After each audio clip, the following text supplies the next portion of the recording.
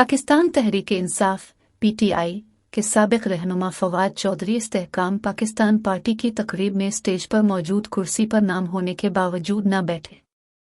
Senior सियासतदान जहांगीर तरीन ने नई सियासी जमात इस्तेहकाम पाकिस्तान पार्टी के क़याम का बाज़ाब्ता ऐलान कर दिया।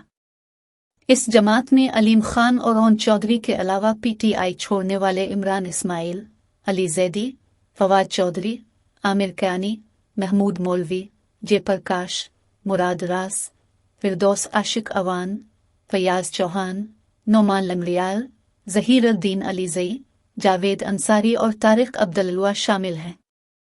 फवाद चौधरी इस तकरीब में कुछ परेशान हाल दिखाई दिए, जिसके बाद सोशल मीडिया सारिफीन ये सवाल करते दिखाई दिए कि क्या उन्हें कोई संगीन धमकियां दी जा रही हैं या मामला कुछ और है।